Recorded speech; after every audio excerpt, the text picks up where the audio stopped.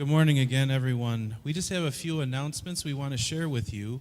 On August 19th, we are going to have a worship and baptism service at the Phoenix Park Band Shell. And this is going to be open to the community. We're actually marketing it to everyone.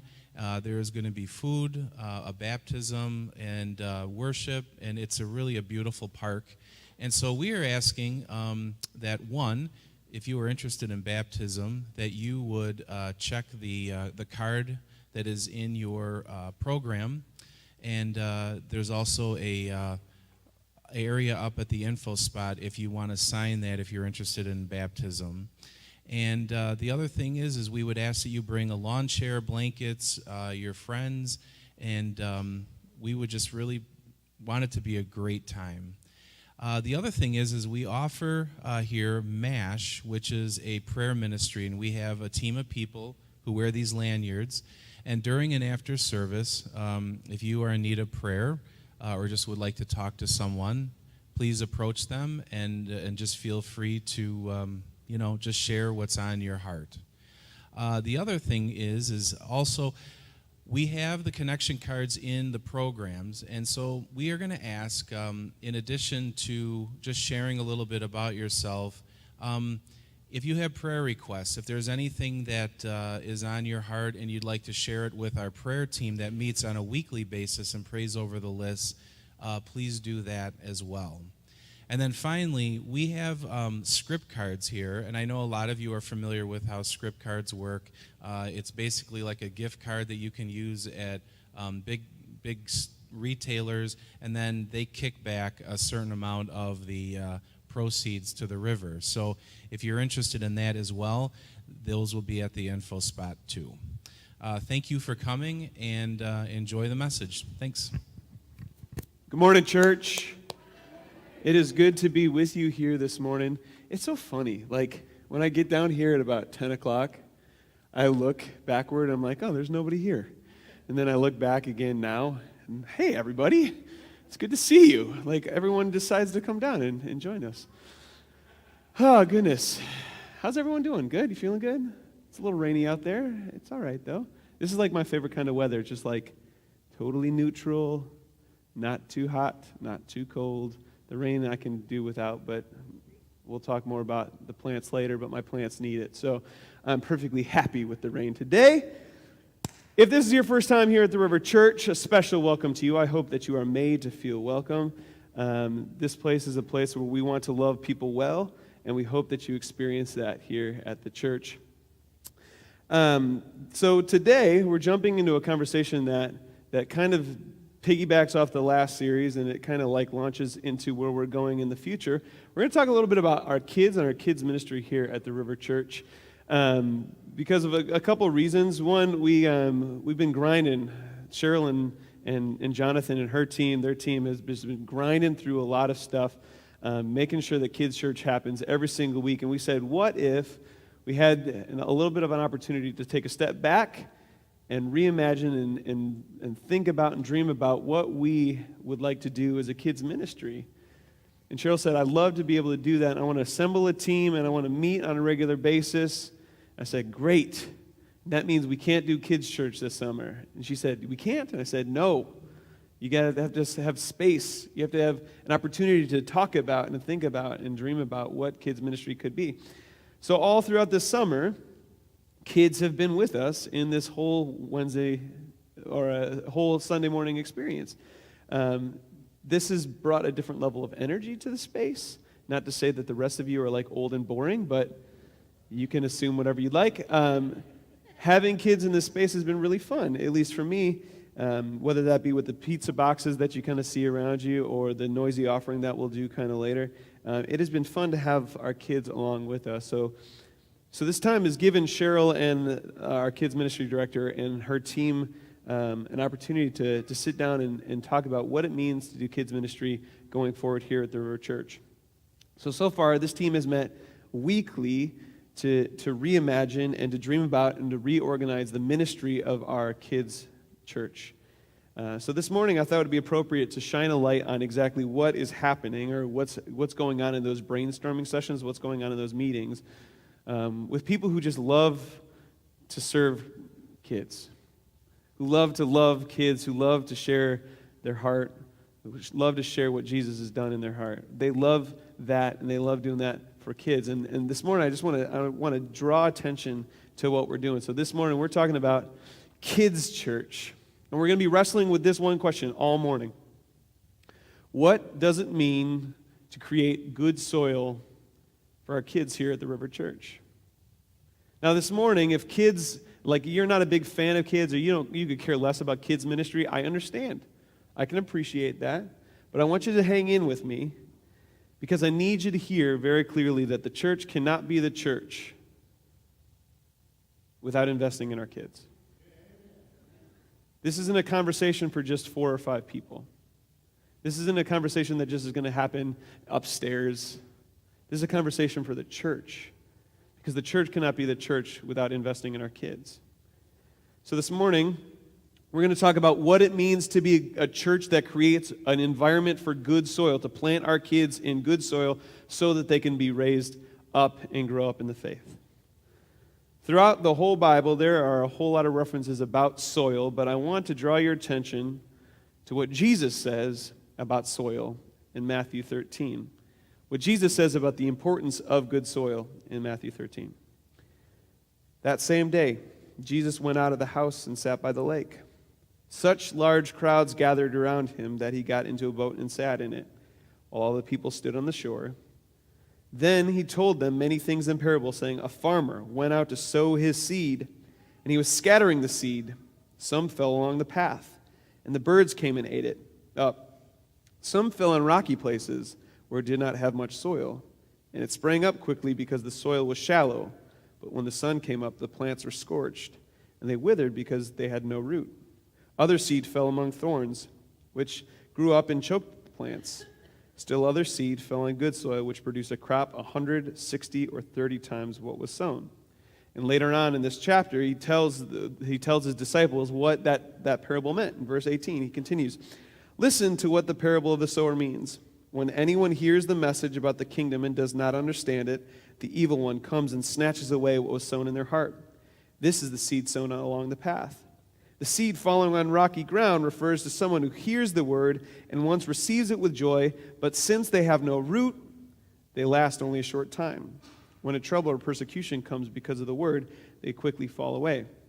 The seed falling among the thorns refers to someone who hears the word, but the worries of this life and the deceitfulness of wealth choke the word, making it unfruitful.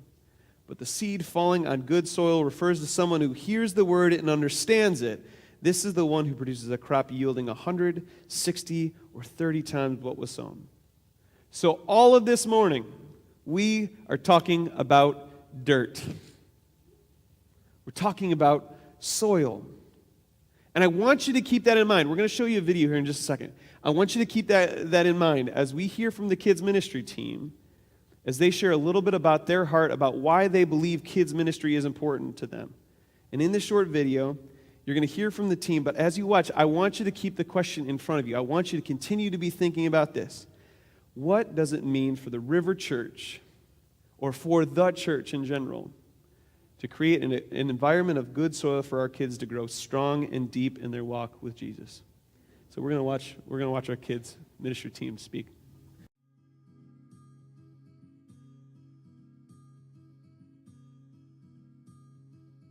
I'm passionate about kids ministry because I care about kids. I am passionate about Kids Church because I love seeing these kids come in from totally different places, with totally different backgrounds, totally different obstacles that they have to face in their daily lives. And I get to work with them as they are and hopefully plant seeds that will potentially grow in the future. I'm passionate about kids ministry because no matter what church we go to, you make that commitment at baptism or at child dedication to support the parents and support the child's growth. And that's something that you sometimes forget about as the child gets older, and you kind of have to step back and be like, whoa, I really did make this commitment as an adult to help my coworker or to help my friends raise their children.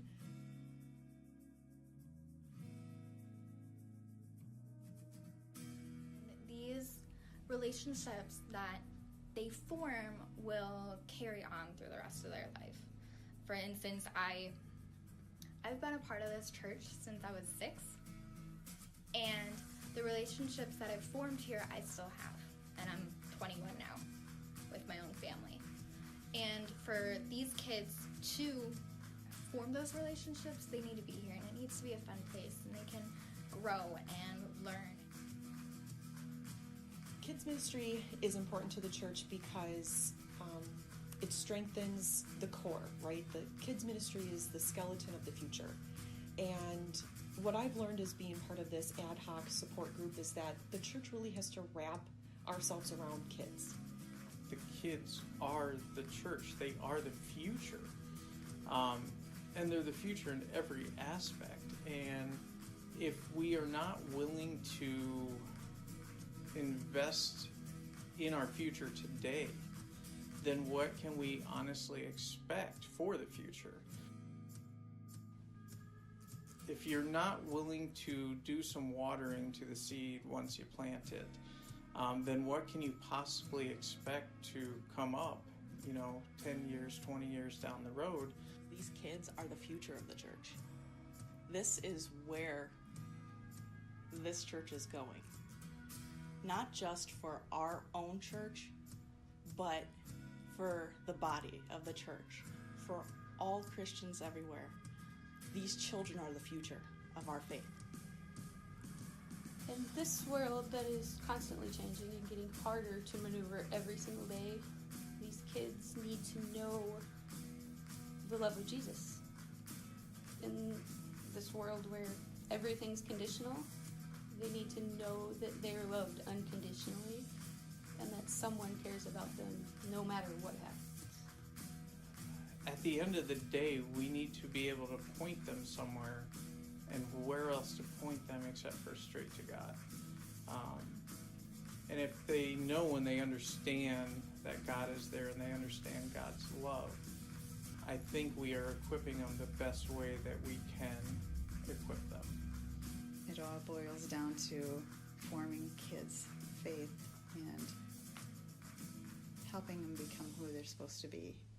And God's got something for them. It's very exciting, and to know that, for them to keep on discovering that all their life, it's a lifelong journey. But it starts with kids' church. It starts with church. It starts in the home.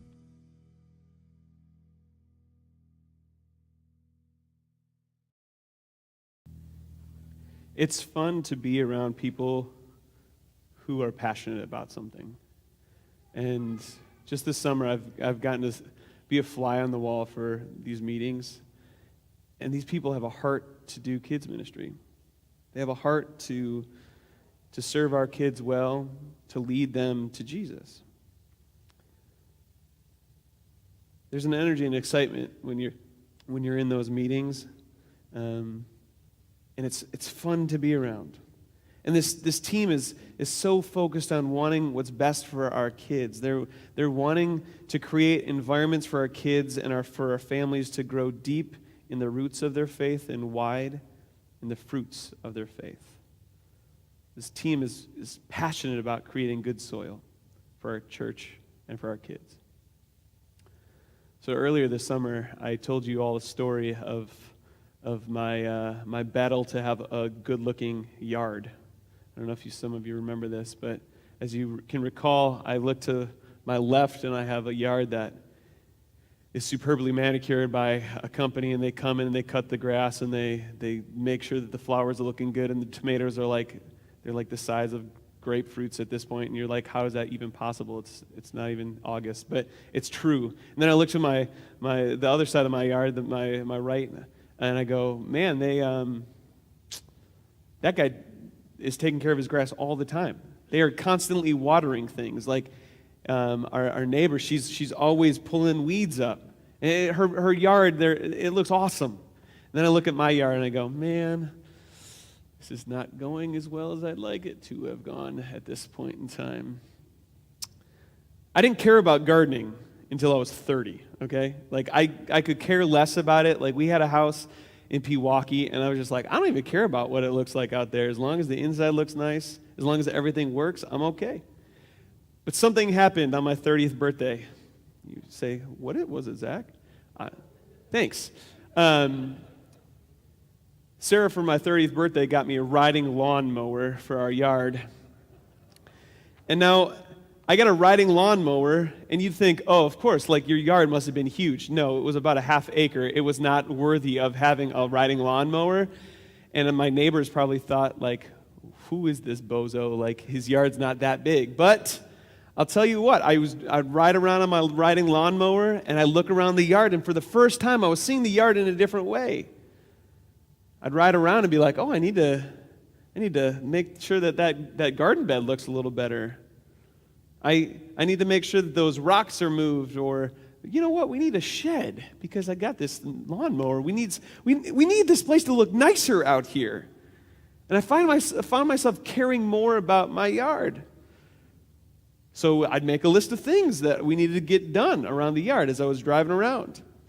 So one day, Sarah and we decided we were going to go outside and we're going to dig new beds. So we dug with shovels. We're like, this whole bed for flowers and plants that never existed before. We're like, that looks great. Because our goal was to create a space for people to come in and be like, man, your yard looks really nice. And you all know this, if you have a really nice yard, you want people to tell you that your yard looks nice. So you invite people over and you're like, yeah, you see anything different that you didn't see? And they go, no. You're like, I planted all these flowers. Come on, get with me here. We cared for it more because we saw it in a different light. While we were out there, we decided that we wanted it to look nice. So we cared for it. And when you care for things, you tend to spend more time with them. Whatever it is, you give it more attention. We realized that we wanted a nice outdoor space, so we were going to work for it. You can chalk it up to my 30th birthday, the lawnmower, but until a few years ago, I didn't care what our yard looked like. But something happened to us. And I want to put this forward, it wasn't the lawnmower. All of a sudden, and you know this, if you are a gardener, if you like planting things, this happens to you. Things start popping out of the ground that you've never seen before. And you start seeing colors that you never saw before, and all of a sudden that feeling inside of you makes you go, oh, I want this to look really nice. What do I got to do? What do I got to do to make it healthier? What do I got to do to make it bigger and better? At our last house, Sarah and I spent hours outside pushing around dirts because we saw the fruits of our labor. Literally, like fruit in the ground. And our last home, we got used to pushing dirt around. And finally, when we got to a place, and you all know this, finally you get to a place that you feel confident that you don't need to do any more work, we moved. And we moved to a new house in the winter where nothing is looking like anything. And you're like, that's kind of ugly. I hope it looks nice in the spring. And in the spring, we came to realize that whoever was there before didn't take care of the ground, and things were just wildly growing everywhere. And all of a sudden, this started over again for us. We needed to take care of it. But as you know from moving in different places, the list grows like 100 deep. And all the things you have to get done get bumped to the top of the list. Like updating your electrical panel, or changing out your furnace, or putting a new AC unit in, or patching the roof because you don't want leaks. All of this stuff happens before, like the little things like taking care of your yard. But one day, sometime about a month and a half ago, I decided that was the day our yard was going to start looking good. So, I came up with this brilliant plan. What was the plan, Zach? It was brilliant. It was brilliant. I got in my car. I drove to the hardware store where they have the rentals, and I said, I want to rent a sod cutter because I want to build a bigger flower bed. He asked me 3 questions. 1, do you have anyone to help you? No, I don't have anyone to help me. But in case that was a big deal, I was like, yes, there are people at home. They're going to help me. 2, do you have a truck? It's like, what? No, I don't have a truck? I'm trying to rent a tool. Why would I need a truck? Third question, do you have ramps? What is it? Like, I just want to rent a sod cutter. Like, I'm used to like a little sod cutter, it's nothing. He goes, hey, that thing over there? I was like, yeah. He goes, that's your sod cutter. It weighs about 400 pounds. I said, can I rent the ramps? He's like, no, you're gonna need more than the ramps, son. I was like, okay. So we got into the car. Sarah, this is so sad. Like, Sarah wasn't home. I was gonna do this, and it was gonna be a surprise, right? And I'm wrestling this 400-pound sod cutter in the back of my SUV, right? And I get it home. There's nobody home to help me. I put the ramps down. I'm wrestling the thing back, like hoping it doesn't fall down. I spent 3.5 hours cutting sod. I learned, you know how this is when you like rent a tool for the first time. You're running around with it. You got to learn how to use it. For the first hour, I'm learning how to use it, trying not to cut up the parts of my yard that I want to stay green. And I get done using it. I then have to put it back in the car, so I put the ramps down, put it back in my car, wrestle it back in. Then I drive back to the hardware store, park about a mile away because I didn't want anyone to see me, have to wrestle it out of there because for some reason I was stubborn and didn't want any help at that point in time. And I wrestle it out and I get it back to him. I said, here it is. It did exactly what I wanted it to do. Like, I don't know maybe some of you can speak wisdom into my life at this point. Like, why am I so stubborn at this point in my life? Like I could not have just asked for help to get the thing. Yeah, I'm a man. Yeah, that's true. Maybe that's it. I just need to learn. I need to learn to be less stubborn. Anyways, all that to say, I was so excited for Sarah to get home because I cut like this huge patch of grass that we were going to plant stuff in. Sarah came home and goes, oh yeah, that looks great. You just created a bigger problem for us. And then it started raining, and it rained all the rest of the day. And the next day it rained. And all of a sudden, things started creeping up on the list. And about a week and a half goes by. We hadn't done anything in the backyard. And you know what happens when you have just open ground? Weeds grow. And then the dry spell of the summer hit, and all of a sudden, all of the ground was hard as a rock. So I had another birthday come up. You got to learn, birthdays mean big presents. And I said, I have a plan. Sarah didn't want me to have this plan. I said, I'm going to go buy an electric tiller. I got this ground. I got to till it. She's like, okay, whatever. It's your birthday. So I get out there. I buy this tiller, and I'm tilling the ground, right? Like, I'm ripping it up. She's like, you don't see her face. She's just like, yeah, keep talking. Come on. I don't know why you, she said, why didn't we just rent a tiller? I was like, no, I want to till stuff. Anyways, it's true. I don't know what I'm going to till other than this ground. Yeah. So I'm tilling it, and the rocks are flying up, and all of a sudden I'm carrying more. I'm picking up huge rocks, and I'm pulling weeds, and we wanted to outline the beds in bigger rocks, so I'm moving bigger rocks. And our yard is starting to look good. We got dirt that is starting to look nice. We got dirt that is starting to look like it's supposed to be dirt that you can plant stuff in.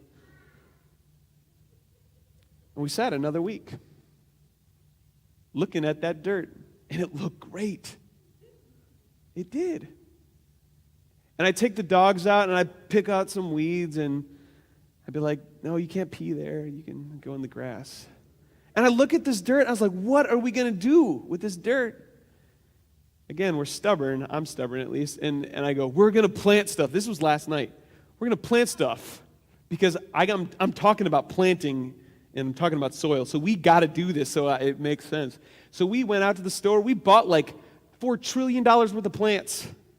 And I was out there last night with the mosquitoes just, and I was in the rain. It's coming down, and Sarah's like, I'm done. You can stay out here. I'm done. I'm like, no, I got to plant these because I'm talking about it tomorrow.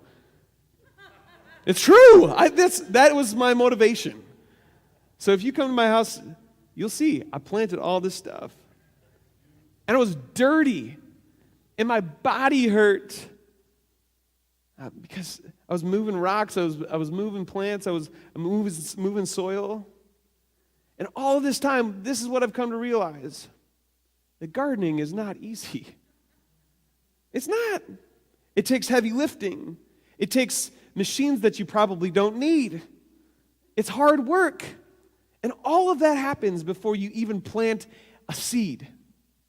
All of that happens before you're able to put anything into the ground. We have put so much time and so much energy, so many resources, as ridiculous as they may be, just into preparing the ground so that we could, in the rain, put seeds in the soil. And all the while we've been struggling in the backyard, we neglected the front yard. I don't know if you know this, but if you don't water plants, they die. So we have plants in the front yard that we neglected because we were trying to take care of the backyard. Who knew gardening was so difficult? Who thought that this was going to be such an ordeal? What I've found is you can't go into autopilot gardening mode when you're taking care of plants.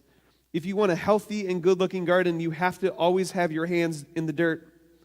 You always have to be paying attention to where a seed is or where a plant is placed. If it's on cement walkways, the birds will come and get it and it'll be eaten up. It'll die. If it's planted in rocky soil, it won't have any room to grow deep and it'll die.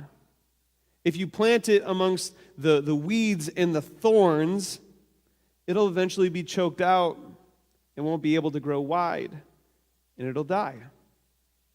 But if a seed is planted in soil that has been cared for, where the rocks and the weeds have been removed, where the soil has been turned over multiple times by sod cutters or electric tillers, if the seed is placed in good soil and it gets enough water and it's tended to, that seed, that plant has a great opportunity to grow deep in its roots and wide in its fruits.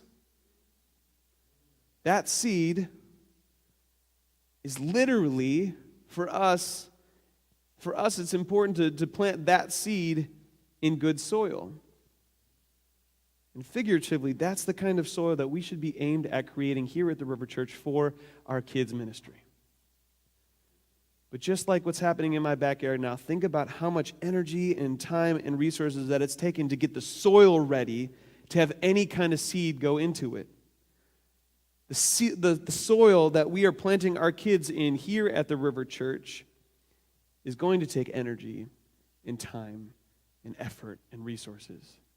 It's going to take constant care and dedication. It's going to take constantly our hands being dirtied.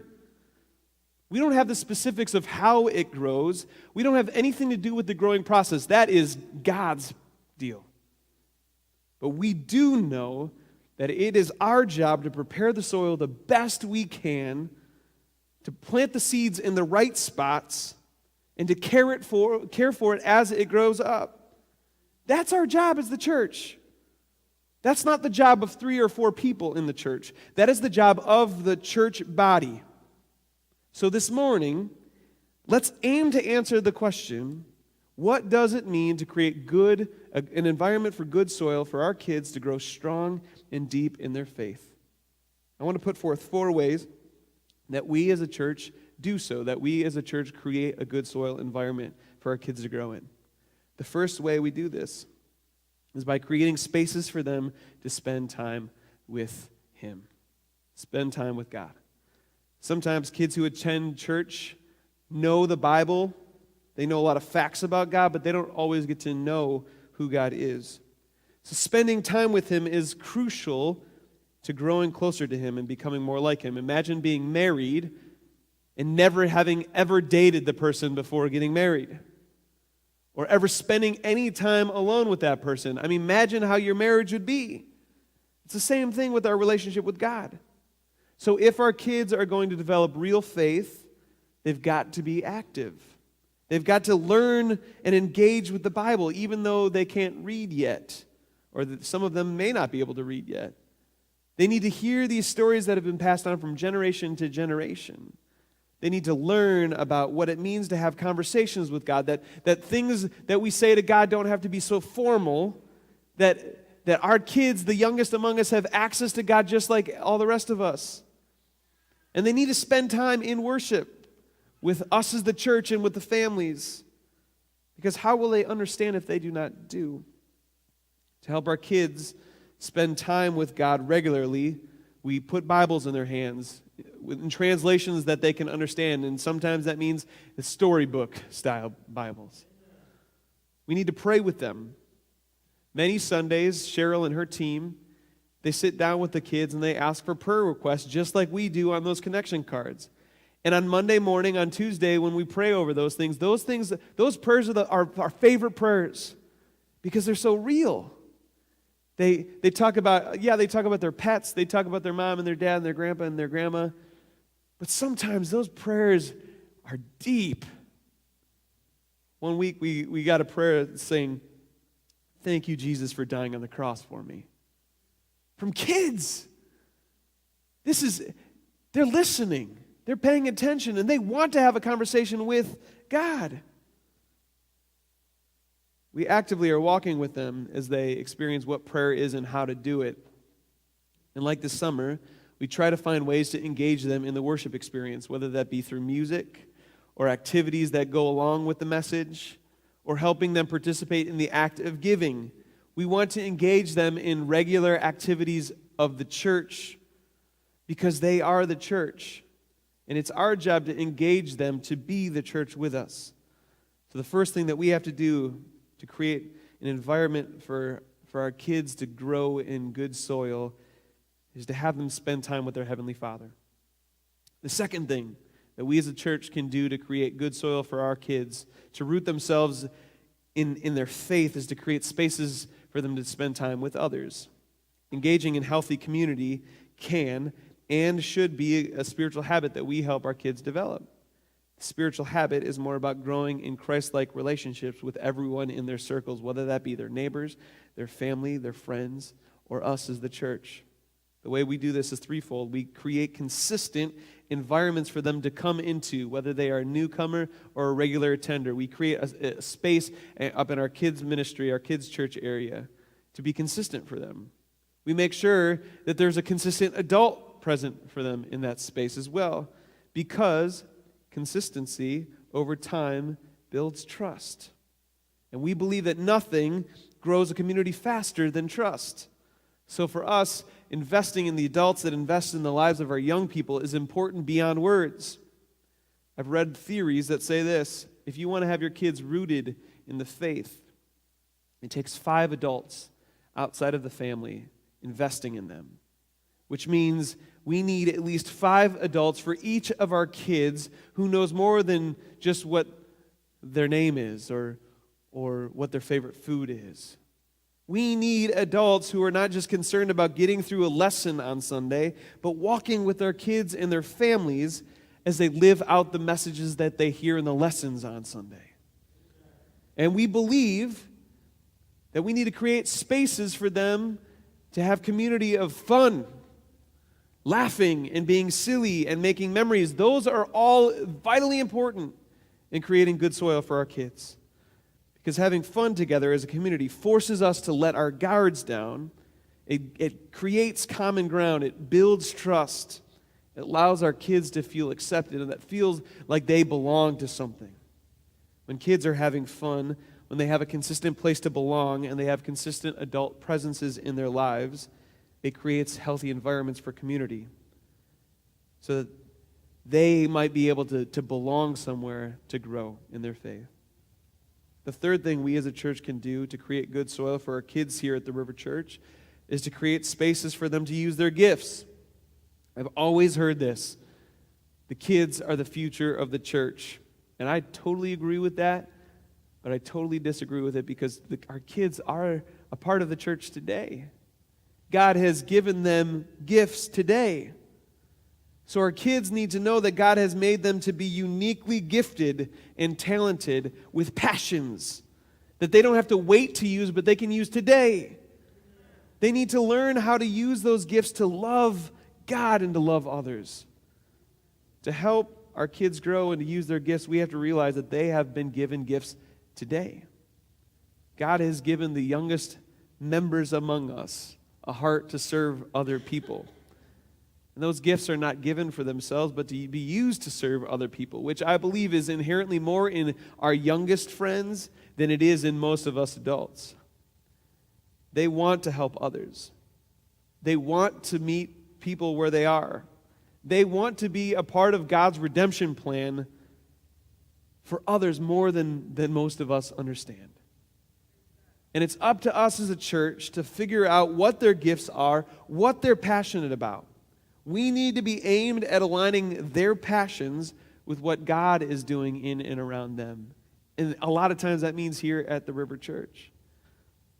If they like to sing, we want them singing on stage with Sean. If they can teach, we want them to be raised up to teach younger people up in kids' church. If they like to fix things or they like to work with their hands, it's up to us as the church to recognize that and show them the ways that God wants to use their gifts to serve His people and to give Him glory. As the church, it's our role to be aware of creating opportunities for and lifting up the gifts that God has given even the youngest among us. We know this. Paul says this to Timothy. 1 Timothy 4. He tells Timothy that he should not let anyone look down on him because of his age, because of his youth. Because age does not mean a lack of gifts. Because even the youngest among us can be an example in speech and in conduct and in love and in faith and in integrity. The fourth thing, the last thing that we can do as a church to create a good soil environment is to learn to share our stories with them. Stories make difficult concepts easy to understand. Jesus showed us this by example.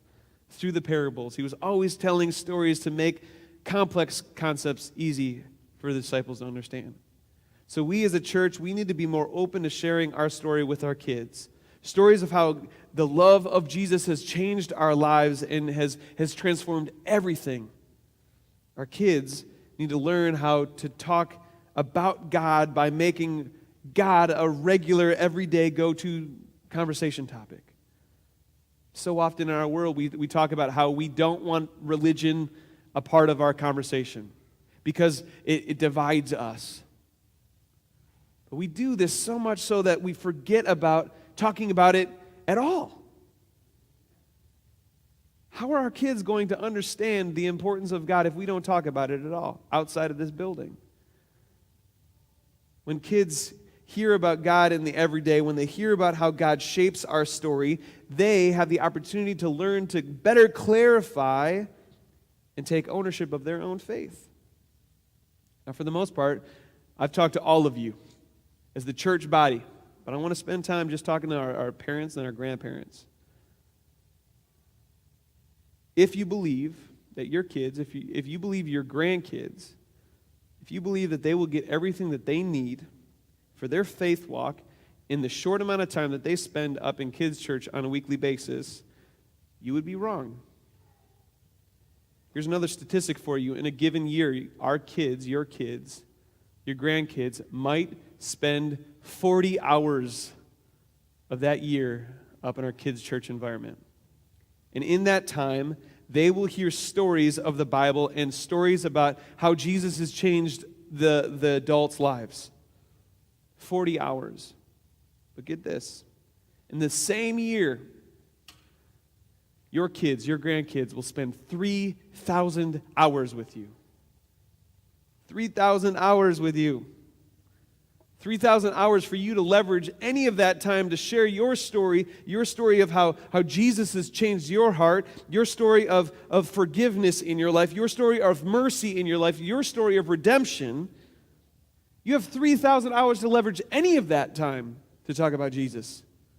And we as a church, we take that serious and we want to walk with our families the best way we can because we want you to be equipped to leverage any of that time to have conversations about God. Because when kids hear about how Jesus has changed your life, they will better understand how God's story shapes your story. How God's heart shapes your heart.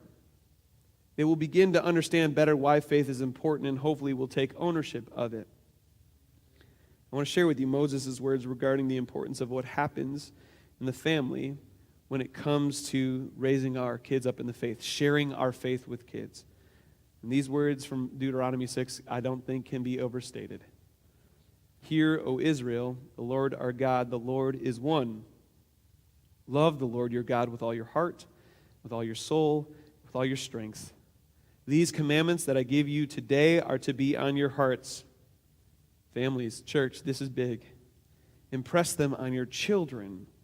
Talk about them when you sit at home and when you walk along the road, when you lie down and when you get up. Tie them as symbols on your hands and bind them on your foreheads. Write them on the door frames of your houses and on your gates.